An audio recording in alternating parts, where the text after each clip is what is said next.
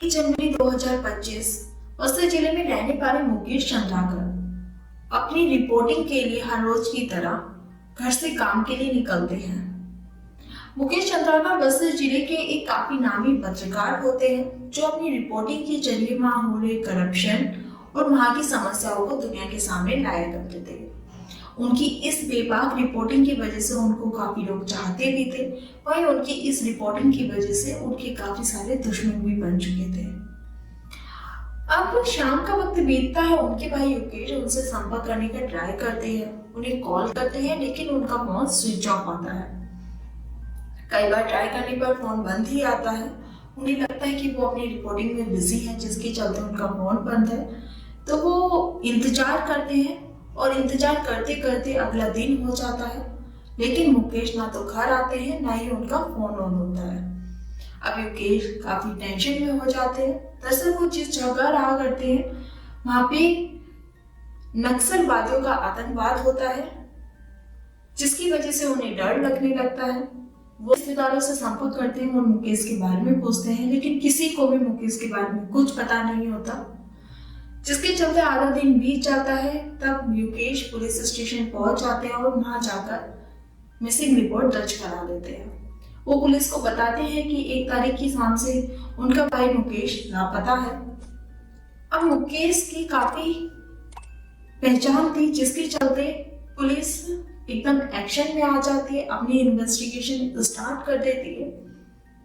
अब last location खंगालने पर उनकी लास्ट लोकेशन एक फार्म हाउस की पाई जाती है। मीडिया के साथ उस लोकेशन पर पहुंच जाती है। पहुंचने के बाद वहां पर खोजबीन स्टार्ट होती है, लेकिन उन्हें कुछ नहीं मिलता। वो वापस आ जाते हैं। अब वो अगले दिन सुबह को वो उसी लास्ट लोकेशन पे पहुंचते हैं, और जब वो इस बार लोकेशन पर पहुंचते हैं, उस लोकेशन के एक बैडमिंटन कोच के अंदर जाते हैं। वहां पर उन्हें एक हिस्सा दिखाई देता है जिस पर ताजी ताजी चिनाई होती है। वो हिस्से को देखकर उन्हें कुछ गलत होने की आशंका होती है, जिसके चलते वो उस हिस्से को तोड़वा देते हैं। वो हिस्से को देखकर ऐसा लग रहा था कि जैसे किसी चीज को कवर करने के लिए कुछ चिनाई करवाई गई हो। अब जैसे उसकी तोड़ाई करवाते हैं, उस हिस्से को तोड़वाते हैं, करीब 3 घंटे लगते हैं। उसके अंदर एक सेप्टिक टैंक मिलता है। सेप्टिक टैंक को जैसे ही ओपन किया जाता है, उसमें जो दृश्य दिखाई देता है उससे सबकी रूह कांप जाती है। वो दृश्य देखने लायक नहीं होता। दरअसल उसमें मुकेश चंद्राकर की डेड बॉडी होती है। वो इतनी बुरी हालत में होती है कि उसे आइडेंटिफाई करना भी मुश्किल हो रहा था। उनकी बॉडी पे चोटों के निशान साफ दिख रहे थे। उनके लीवर के टुकड़े किए गए थे, वो दिखाई दे रहे थे, और गंदे पानी की वजह से उनकी बॉडी फूल गई थी, जिससे उनको आइडेंटिफाई नहीं किया जा रहा था। उनके कपड़ों की वजह से उनसे आइडेंटिफाई किया गया। पुलिस अपनी इन्वेस्टिगेशन स्टार्ट कर देती है और बॉडी को पोस्टमार्टम के लिए भेज दिया जाता है। हेलो एवरीवन, स्वागत है आपका हमारे यूट्यूब चैनल क्राइम की कहानियों में। मैं निकिता आपके लिए लेकर आती रहूंगी सच्ची घटनाएं क्राइम की। तो अगर आप हमारे चैनल पर नए हैं, हमारे चैनल को सब्सक्राइब कर लीजिए। जिस घटना पर बात करेंगे वो अपनी बेबाक रिपोर्टिंग की वजह से जाने गए मुकेश चंद्राकर की है, जिनकी बेरहमी से हत्या कर दी जाती है। तो चलते हैं इस हत्याकांड की ओर। मुकेश और युकेश 2 भाई होते हैं जिन्होंने बचपन से काफी स्ट्रगल किया होता है। पिता की मौत के बाद उनकी माँ एक आंगनबाड़ी में काम करती है, जिसके चलते वो दोनों बच्चों का पालन करती है और अपने घर का खर्चा चलाया करती थी। जिस जगह वो लोग रहते हैं वहां नक्सलवाद काफी हद तक बढ़ा हुआ था, जिसके चलते एक बार जब युकेश अपने दोस्त के साथ मिलकर विचार करते हैं कि उन्हें पुलिस फोर्स में ज्वाइन करनी है, ये खबर आसपास फैल जाती है, जिसके चलते नक्सली उन दोनों बच्चों को ले जाकर अपनी बैठक में खड़ा कर देते हैं। उस बैठक में वो दरअसल उस व्यक्ति के साथ मारपीट किया करते थे, उस व्यक्ति को कैद किया करते थे जो पुलिस फोर्स से किसी भी तरह का कोई ताल्लुक रखता था। अब उनकी माँ अपने साहस से उन दोनों बच्चों को वहां से सुरक्षित वापस लेके आती है। यही साथ युकेश और मुकेश दोनों में होता है। समय बीतता है, माँ को कैंसर होता है और माँ भी गुजर जाती है। युकेश जर्नलिज्म में एज अ फ्रीलांसर काम किया करते थे। यही देखकर मुकेश भी इस लाइन में घुसना चाहते थे, जिसके चलते वो लोकल मीडिया और बड़े बड़े चैनलों के साथ एज अ फ्रीलांसर काम करने लगे। लाइफ के स्ट्रगलों की वजह से वो ग्राउंड लेवल पर जाकर रिपोर्टिंग किया करते थे, लोगों को सच दिखाया करते थे। अपने जिले में हो रहे करप्शन और घोटाले भ्रष्टाचार को दिखाने के लिए वो हर हद पार किया करते थे। जहां भ्रष्टाचार को दिखाने के लिए, लोगों को एक्सपोज करने के लिए लोग डरते हैं कि उनकी दुश्मनी हो जाएगी, उनकी जान को नुकसान हो जाएगा, वहीं अपने साहस से मुकेश चंद्राकर वहां की समस्याओं को लोगों के सामने लेकर आते थे, अपनी जान की परवाह ना करते हुए। उन्हीं में से एक भ्रष्टाचारी सुरेश चंद्राकर होते हैं, जो वहां के एक नामी ठेकेदार होते हैं। एक पार्टी से भी बिलोंग करते हैं। दरअसल उन्हें 52 किलोमीटर सड़क बनने का कॉन्ट्रैक्ट मिलता है, जिसमें सरकार द्वारा जो बजट बनाया जाता है 50 किलोमीटर में 50 करोड़ रुपए लगना था।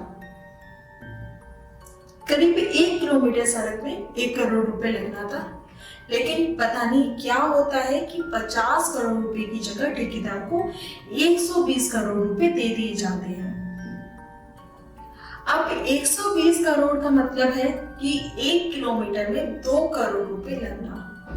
अब जो सड़क बनती है वो इतनी लो क्वालिटी की बनती है कि 6 महीने भी नहीं चलती, वो सड़क बहुत जल्दी टूट जाती है।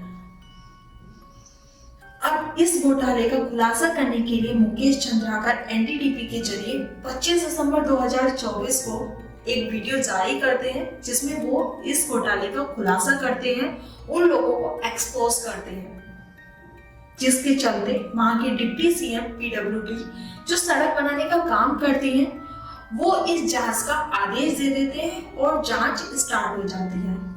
अब जांच स्टार्ट होने पर मुकेश चंद्राकर की मुश्किलें बढ़ रही थी। उन्हें लग रहा था कि उनकी इस करप्शन में आगे जाके मुकेश चंद्राकर बाधा डालेंगे, जिसके चलते वो उन्हें रास्ते से हटाने का प्लान बनाते हैं। लेकिन मुकेश और सुरेश चंद्राकर एक दूसरे से बात नहीं किया करते थे, जिसके चलते ये प्लान कामयाब नहीं हो सकता था। दरअसल कुछ साल पहले जब सुरेश चंद्राकर की शादी होती है, उस शादी में वो करोड़ों रुपए खर्च करते हैं। शादी में वो हेलीकॉप्टर का प्रयोग करते हैं दुल्हन को घर लाने के लिए, जो एक छोटे से इलाके के लिए मामूली बात नहीं थी। इसका भी खुलासा मुकेश चंद्राकर ने अपनी रिपोर्टिंग के जरिए दुनिया के सामने रखा था, जिसके चलते सुरेश चंद्राकर और मुकेश चंद्राकर ने आपस में बात करना बंद किया कर दिया था। दोनों में काफी विवाद थे। इस प्लानिंग को अंजाम देने के लिए अपने भाई रितेश और दिनेश को भी शामिल करता है। दरअसल रितेश और मुकेश की काफी अच्छी दोस्ती थी, वो लोग आपस में बात किया करते थे, तो इस प्लानिंग को अंजाम देना काफी इजी था। 31 दिसंबर 2024 को रितेश प्लान के अकॉर्डिंग मुकेश को फोन कर पार्टी के बहाने बुलाते हैं, लेकिन उस दिन मुकेश बिजी होते हैं, जिसके चलते वो फार्म हाउस पर नहीं आते। फिर अगले दिन रितेश दोबारा फोन करते हैं और बोलते हैं कि रात के खाने पर आप आ जाओ, जिसके चलते मुकेश उनसे मिलने के लिए चला जाता है उस फार्म हाउस पर। और पहले से मौजूद महेंद्र रामटेक जो वहाँ का कर्मचारी होता है और रितेश पहले से खाना मंगवा लेते हैं, खाने में कुछ मिला देते हैं। इन सब में मास्टरमाइंड सुरेश कहीं भी नहीं होता, सिर्फ उसने ये बोला होता है कि इस घटना को अंजाम दिया होता है, अंजाम देना है, जिसके बदले आपको पैसे मिलेंगे। अब मुकेश जैसे ही फार्म हाउस पर आता है, खाना खाते हैं, इसके बाद महेंद्र और रितेश रोड से लोहे की रोड से 15 बार उनके सर पे वार करते हैं। इतना बेरहमी से मार देते हैं कि उनके इंटरनल पार्ट्स फट जाते हैं, दिल फट जाता है, लीवर को चाकू से काट दिया जाता है। इतना बेरहमी से मारने के बाद उनकी डेड बॉडी को सेपरेट टैंक के अंदर डाल दिया जाता है। मुकेश को कहीं भी अंदाजा नहीं था, जिस भाई को वो दोस्त मानते थे, जिसकी खुशियों में वो शामिल हुआ करते थे, वो ही उसे मौत के घाट उतार देगा। और टैंक में डेड बॉडी डालने के बाद प्लान के अकॉर्डिंग रितेश जगदलपुर चला जाता है।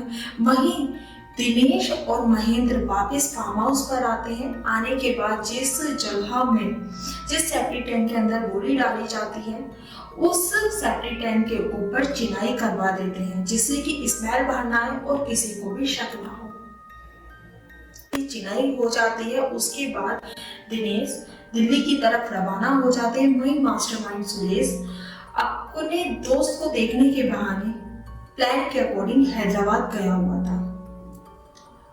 इसके लिए वो एक गवाह भी तैयार करता है, जिसके वो जाने से पहले बोलता है कि मैं हैदराबाद जा रहा हूँ, अगर तुम्हें हैदराबाद चलना है तो मेरे साथ चलो, कि अगर पुलिस उनसे पूछताछ करे तो वो ये चीज पुलिस को बता सके।